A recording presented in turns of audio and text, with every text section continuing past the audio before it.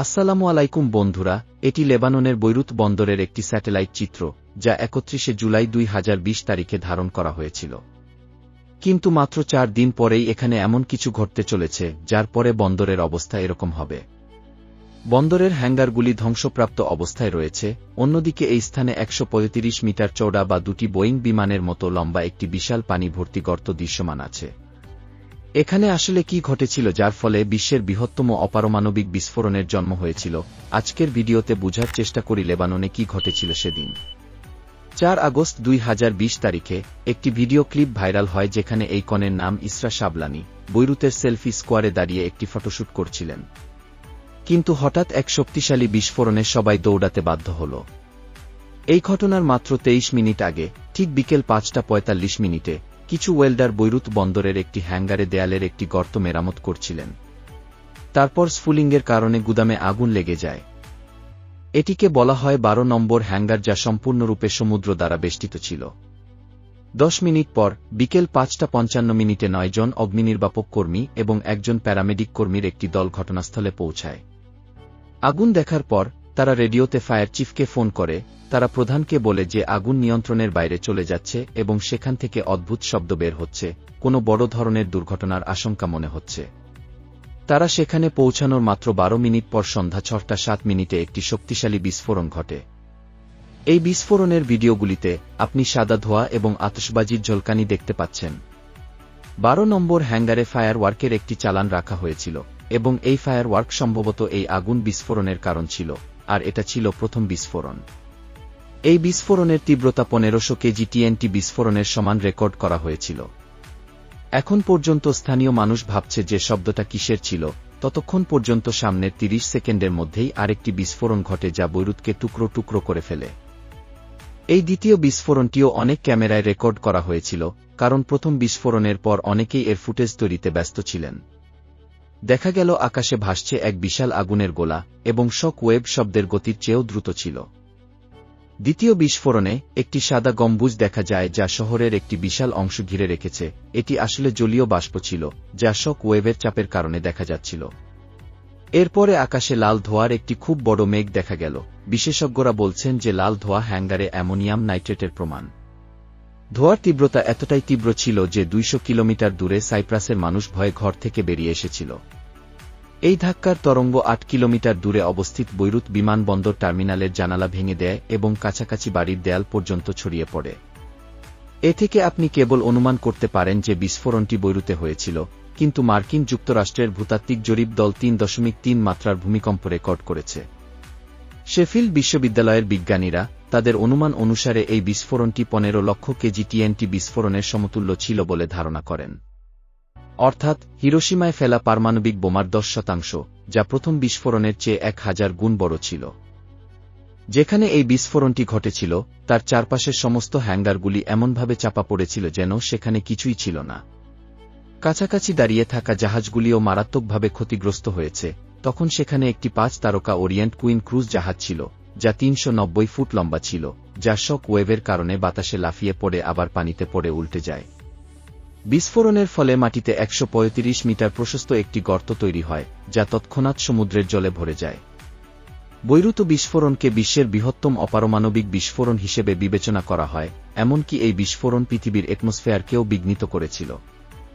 অর্থাৎ মহাকাশের কাছাকাছি শেষ বায়ুমণ্ডলীয় স্তরটিও বিঘ্নিত হয়েছিল, যার ফলে কয়েক সেকেন্ডের জন্য জিপিএস এবং রেডিও সিগন্যালে ব্যাঘাত ঘটে। এই দৃশ্যটি বৈরুতের কোনো বিপর্যয়ের চেয়ে কম ছিল না।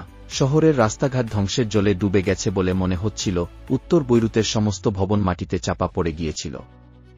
শিকড় উপড়ে পড়া গাছ, উল্টে যাওয়া গাড়ি এবং পাকানো স্টিলের গার্টারগুলি সর্বত্র ছড়িয়ে ছিটিয়ে থাকতে দেখা গেছে। বিস্ফোরণের তীব্রতা পুরো শহরের বিদ্যুৎ সরবরাহ বন্ধ করে দেয়, যার ফলে উদ্ধার কাজ আরও কঠিন হয়ে পড়ে। সামরিক বুলডোজারের সাহায্যে রাস্তা পরিষ্কার করা হয়েছিল যাতে উদ্ধারকর্মীদের কাছে পৌঁছানো যায়। এই দুর্ঘটনায় ২১৮ জন নিহত হয়েছেন এবং ৭,০০০-এর বেশি মানুষ আহত হয়েছেন। আর অন্যদের ক্ষেত্রে বৈরুতের জনসংখ্যার ১২% ঘরবাড়ি ধ্বংস হয়ে যায়। চোখের পলকে গৃহহীন হয়ে পড়ে হাজার হাজার মানুষ। হাসপাতাল এবং চিকিৎসা কেন্দ্র যেখানে আহতদের চিকিৎসা করা হয়। এই বিস্ফোরণে অনেক হাসপাতাল ধ্বংস হয়েছিল, ফলে অনেক হাসপাতালে কেবল পার্কিং লট এবং ফুটপাতে আহতদের চিকিৎসা শুরু করে। সেন্ট জর্জ হাসপাতাল, যা বৈরুত বন্দর থেকে কয়েকশো মিটার দূরে ছিল, যা সম্পূর্ণরূপে ধ্বংস হয়ে যাওয়ার পরেও ভাঙা ফুটপাতের রোগীদের চিকিৎসা অব্যাহত রেখেছিল। কিন্তু তা সত্ত্বেও হাজার হাজার আহতকে কেবল এই কারণেই ফেরত পাঠাতে হয়েছিল, কারণ ফুটপাতের জায়গাও ছোট হয়ে গিয়েছিল, এত পরিমাণ আহতের সংখ্যা ছিল। ধারণা করা হচ্ছে যে বিস্ফোরণের পর বৈরুতের লোকেরা গৃহহীনদের উদ্ধার করেছিল এবং নিজের ঘরে আশ্রয় দেয় যাদের ঘরবাড়ি ক্ষতিগ্রস্ত হয়েছিল এবং দূরত্বের কারণে রক্ষা পাচ্ছিল না। আগুন 7 ঘণ্টা ধরে জ্বলতে থাকে এবং পরের দিনও আকাশে কালো ধোঁয়ার মেঘ রয়ে যায়। পরবর্তী কয়েকদিন যাবত বায়ুমণ্ডলে সালফার এবং পোড়া ধ্বংসস্তূপের গন্ধ অনুভূত হয়েছিল। কিন্তু কয়েকদিন পর লেবাননে বিক্ষোভ বেড়ে যায়, সরকারের ব্যর্থতার বিরুদ্ধে মানুষ রাস্তায় নেমে আসে, আর তাদের সকলেরই একটাই প্রশ্ন হল, এই বিস্ফোরণের আসল কারণ কি ছিল। প্রতিবেদন অনুসারে 12 নম্বর হ্যাঙ্গারটিতে তেলের ক্যান, কেরোসিন এবং হাইড্রোক্লোরিক অ্যাসিডের মতো বিপজ্জনক রাসায়নিক সংরক্ষণের জন্য ব্যবহৃত হচ্ছিল, আর তার সাথেই 15 টন আতশবাজি রাখা হয়েছিল। অর্থাৎ এমন একটি ধ্বংস যা কেবল ঘটতে অপেক্ষা করছিল। এত দাহ্য জিনিস থাকা সত্ত্বেও গুদামের তারগুলি খুব খারাপ ছিল, ধোঁয়া বিপদাশঙ্কা ব্যবস্থা বা ফায়ার কন্ট্রোলার ছিল না, ওয়াটার স্প্রিংকলার ব্যবস্থাও ছিল না। আরও বিপজ্জনক রাসায়নিকও, যা প্রায় 2750 টন অ্যামোনিয়াম নাইট্রেটের একটি চালান সেখানে সংরক্ষণ করে রাখা ছিল, যা গত 7 বছর ধরে প্লাস্টিকের ব্যাগে সংরক্ষণ করা হচ্ছিল কোনো যথাযথ সুরক্ষা ব্যবস্থা ছাড়াই। এই রাসায়নিকটি প্রায় কৃষিতে সার হিসেবে বা খনিজ শিল্পে ব্যবহৃত হয়, এবং বিস্ফোরক এই রাসায়নিকটি অনেক সন্ত্রাসী হামলায়ও ব্যবহৃত হচ্ছিল। বিক্ষোভকারীদের একটাই প্রশ্ন হল, কেন এত অ্যামোনিয়াম নাইট্রেট সেখানে মজুত করা হয়েছিল, যেখানে প্রায় হাজার হাজার মানুষ বাস করত, আর এই ধ্বংসের জন্য আসল দায়ী কে? বন্ধুরা, এইসব শুরু হয়েছিল 2013 সালে, যখন একটি রাশিয়ান জাহাজ জর্জিয়া থেকে মোজাম্বিক যাচ্ছিল।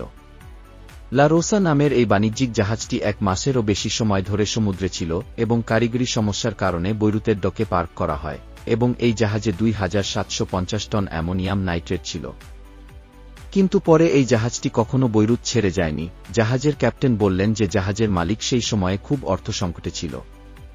জাহাজের মালিক সেই জাহাজের ক্রুদের বেতনই বন্ধ করে দেন এবং বৈরুত বন্দরের চার্জও দিতে পারেননি। এবং বৈরুতের কর্তৃপক্ষ পরবর্তী 11 মাসের জন্য এই জাহাজের ক্রুদের আটকে রাখে, কারণ লেবাননে প্রবেশের জন্য তাদের ভিসা ছিল না। অবশেষে 2014 সালে ক্রুদের ছেড়ে দেওয়া হয়, কিন্তু ডক ফি পরিশোধ না করার কারণে জাহাজটি জব্দ করা হয়, এবং কর্তৃপক্ষ বিস্ফোরক মালপত্রটি জব্দ করে এবং 12 নম্বর হ্যাঙ্গারে স্থানান্তরিত করে। 2020 সালে এই ভয়াবহ দুর্ঘটনার আগ পর্যন্ত এটি যেখানেই ছিল, এই 6 বছর ধরে যখন এই বিপজ্জনক রাসায়নিকটি 12 নম্বর হ্যাঙ্গারে পড়েছিল, তখন বন্দর কর্তৃপক্ষ বেশ কয়েকবার সরকারি কর্মকর্তাদের কাছে ইমেল পাঠিয়ে সতর্কবার্তা দিয়েছিলেন। কিন্তু লেবাননের সরকার কোনো পরিবর্তন আনেনি এবং বন্দর কর্তৃপক্ষ কোনো পার্থক্য করেনি। 2014 সালে কাস্টমসের প্রাক্তন পরিচালক একটি জরুরি বিষয় বলে বিচারকের কাছে একটি ইমেইল পাঠিয়েছিলেন এবং সাবধানে উল্লেখ করেছিলেন যে এই অত্যন্ত বিপজ্জনক রাসায়নিকটি বন্দরে রাখা খুবই ঝুঁকিপূর্ণ, কিন্তু তিনি কখনো কোনো সাড়া পাননি। আল জাজিরার প্রতিবেদন অনুসারে তাদের মধ্যে একজন একটি ইমেলে মেরিন এজেন্সির কাছে দাবি করেছিল, হ্যাঙ্গারের জলবায়ু পরিস্থিতি উপযুক্ত না হওয়ায় অবিলম্বে পণ্য রপ্তানি করতে হবে এই রাসায়নিক সুরক্ষার জন্য। হাতার আরেকটি চিঠিতে লেবাননের সরকারকে এই রাসায়নিক ব্যবহার করার পরামর্শ দেওয়া হয়েছে এবং এটি বিস্ফোরক কোম্পানির কাছে বিক্রি করার পরামর্শ দেন এবং এটি বিপজ্জনক হতে পারে বলে সতর্ক করেন। আবার 2019 সালে সরকারকে পাঠানো শেষ ইমেলটি জানানো হয়েছিল যে এখানে এই রাসায়নিকের বিপদ যে কোনো সময় ঘটতে পারে, এবং 2020 সালে এই দুর্ঘটনাটি ঘটে। আজ 2025 সালে এই বিস্ফোরণের 5 বছর পূর্ণ হতে চলেছে, কিন্তু প্রকৃত অপরাধীদের আজও শাস্তি দেওয়া হয়নি, তাদের বিচার কাজও সঠিকভাবে পরিচালিত হয়নি। রাজনৈতিক বিষয়ে মন্ত্রীদের আইনি অনাক্রম্যতা এবং বিচার বিভাগের মধ্যে দ্বন্দ্বের কারণে আজ পর্যন্ত বারবার তদন্ত বন্ধ রাখা হয়েছে। কখন এই বিচার সম্পূর্ণ হবে তা আজও অজানা। যদি ভিডিওটি ভালো লাগে তবে অবশ্যই সাবস্ক্রাইব করবেন এবং লাইক দিয়ে সাথে থাকবেন। সবাইকে ধন্যবাদ। আল্লাহ হাফেজ।